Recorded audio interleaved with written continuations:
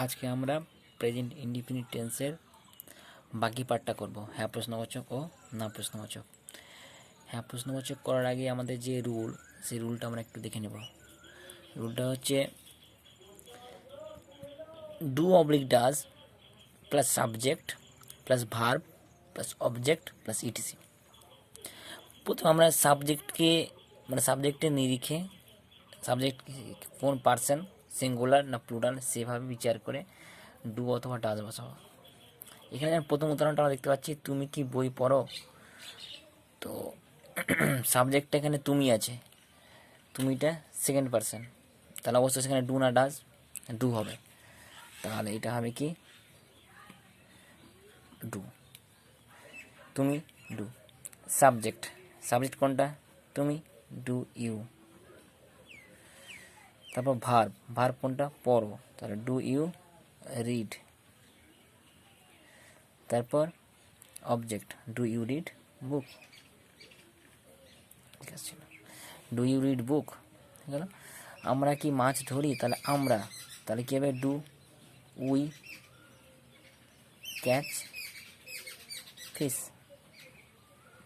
Do we catch fish. তারপরে next আমরা যাব, সে কি সাইকেল চালায়। এখানে সাবজেক্ট হচ্ছে সে, সুতরাং কোন পার্সন, থার্ড পার্সন।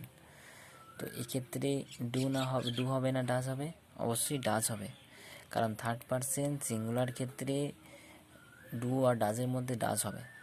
তাহলে এক্ষেত্রে ডাজ হি, সাবজেক্ট হলো। এবার ভার্ব, ভার্ব কোনটা এখানে, চালানোটা ভার্ব, তাহলে ড্রাইভ কি cycle, does he drive cycle. Next, Ram কি ভাত খায়, তাহলে রাম থার্ড পার্সন সিঙ্গুলার, তাহলে ডাজ রাম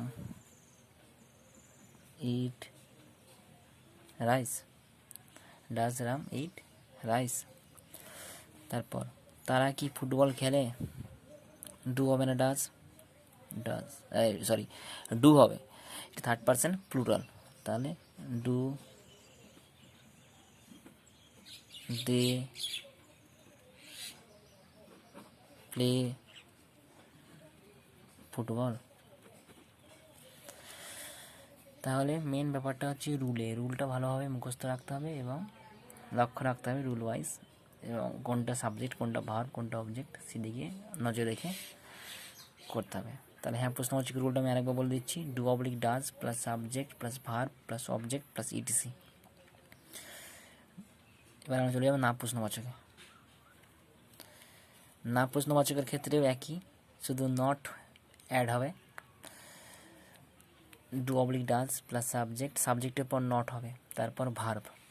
তাহলে তুমি কি বই পড়ো না, আগেরটা ছিল যেমন তুমি কি বই পড়ো, তাহলে ডু ইউ রিড বুক। তাহলে এখানে কী হবে, একটা সাবজেক্টের পর একটা নট অ্যাড হবে, তাহলে কী হবে, এটা do you not read book, do you not read book. হলো আমরা কি মাছ ধরি না, তাহলে do we not catch fish.